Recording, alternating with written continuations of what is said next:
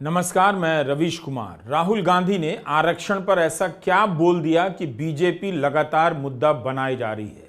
यही नहीं, कई बार यह बात साबित हो चुकी है, सफाई आ चुकी है कि राहुल गांधी ने आरक्षण पर वैसा कुछ भी नहीं कहा है जैसा बीजेपी बताने का प्रयास कर रही है। तब फिर ये राजनीति क्यों चली आ रही है? क्या इसके पीछे यही मान्यता है कि कितने लोगों को पता चलेगा कि राहुल गांधी ने सही में क्या बोला, इसलिए झूठ फैलाते रहा जाए? सवाल है कि क्या राहुल गांधी ने आरक्षण खत्म कर देने की बात कही है? आज हम इसकी बात करना चाहते हैं। आईटी सेल ने आधे अधूरे बयान को वायरल कराया और अब उस लाइन पर अमित शाह भी बोलने लगे हैं कि राहुल गांधी आरक्षण खत्म करना चाहते हैं। उन्होंने कहा है कि जो आरक्षण दिया गया है गुर्जर, बकरवाल, पहाड़ी, वाल्मीकि, दलित, ओबीसी, ये पूरे आरक्षण पर हम पुनः विचार करेंगे। राहुल गांधी अमेरिका में जाकर कहते हैं अब इनका विकास हो चुका है, इनको आरक्षण की जरूरत नहीं है। राहुल बाबा, आप और उमर उल्टा होकर सीधा हो जाओ, आरक्षण रहेगा रहेगा रहेगा, हम आपको हटाने नहीं देंगे। राहुल गांधी ने जब कहा ही नहीं है कि आरक्षण खत्म करेंगे, तब फिर अमित शाह क्यों कहे जा रहे हैं कि वे राहुल गांधी को आरक्षण खत्म नहीं करने देंगे? इसका एक सिंपल सा जवाब है।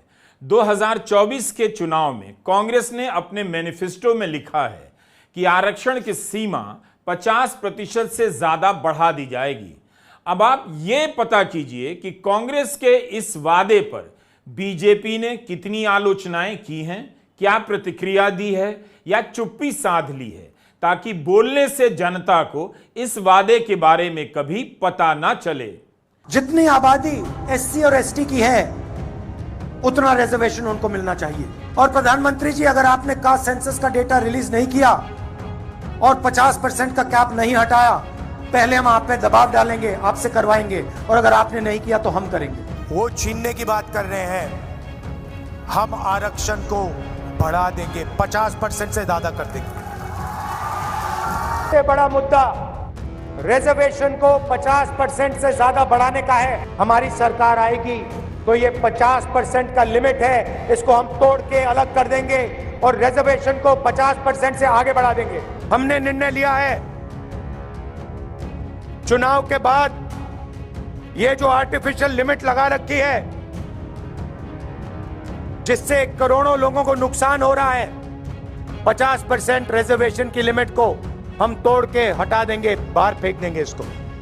रिजर्वेशन को छीनने की बात छोड़िए, हम रिजर्वेशन को 50% से आगे बढ़ाने वाले हैं। जिस पार्टी ने अपने मैनिफेस्टो में आरक्षण बढ़ाने का वादा किया हो, उसके नेता कैसे कह सकते हैं कि आरक्षण समाप्त करेंगे? और कहा है तो सही तरीके से बीजेपी को बयान दिखाना चाहिए। जब राहुल गांधी 50% से ज्यादा आरक्षण की बात करते हैं, तब बीजेपी नोटिस नहीं लेती है। राहुल गांधी ने जॉर्ज टाउन यूनिवर्सिटी में जो कहा है, पहले आप उसे सुनिए। So we're not treating the symptom. That's the problem. Right? Now, it's not the only tool. There are other tools. But we will think of scrapping reservations when India is a fair place. And India is not a fair place. Now, that creates a problem. Because there are many people who come from the upper castes, right? Who say, look, what have we done wrong? Right? Why are we being punished? And so then you think about increasing dramatically the supply of some of these things. You think about decentralizing power. You think about involving many more people in the governance of our country, right? You think of opening up, I mean, frankly, with all due respect, I don't think any of you are ever going to become Adani or Ambani. George town university में अपूर्वा रामाकृष्णन ने पूछा कि भारत में जो मूल मुद्दे हैं, उनके समाधान के लिए क्या आप जाति आधारित आरक्षण से आगे जाकर भी सोचेंगे? किस पॉइंट पर आप और आपकी पार्टी जाति आधारित आरक्षण को इस तरह से देखती है कि यह समस्या का इलाज नहीं है, केवल लक्षणों का इलाज है। इसका जवाब राहुल गांधी विस्तार से देते हैं, जो हमने आपको सुनाया। अंग्रेजी में दिए गए इस जवाब में राहुल बताते हैं कि भारत में नौकरशाही से लेकर बिजनेस के क्षेत्र में किस किस स्तर पर जातिगत भेदभाव मौजूद है। इस भेदभाव को केवल आरक्षण से दूर नहीं किया जा सकता, और भी कुछ करना पड़ेगा।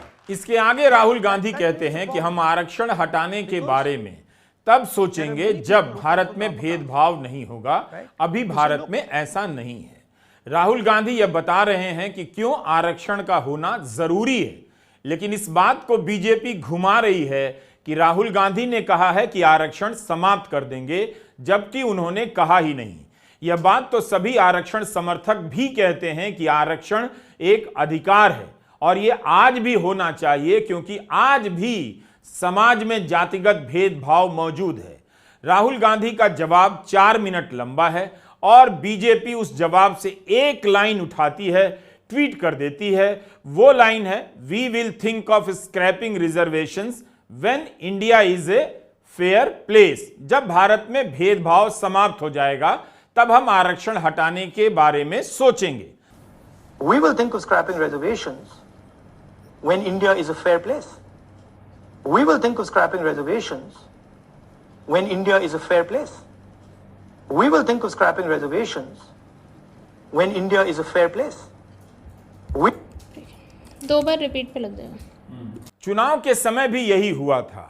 जो राहुल गांधी ने नहीं कहा था उसी को मुद्दा बना दिया गया। जाति गणना को लेकर राहुल ने कहा एक्सरे होगा, तो बीजेपी प्रचारित करने लग गई कि चावल के बेसन के डिब्बे का एक्सरे होगा, दीवारों का एक्सरे होगा और संपत्तियां लेकर मुसलमानों को दे दी जाएंगी। फिर से इसी तरह का प्रयास होता लग रहा है।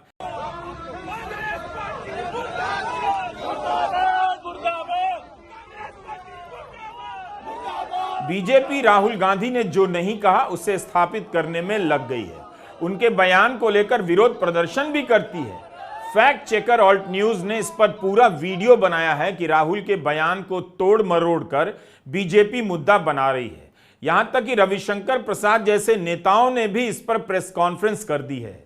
The prejudice against reservation which Rahul Gandhi has in abundance got reflected in America. और आरक्षण का विरोध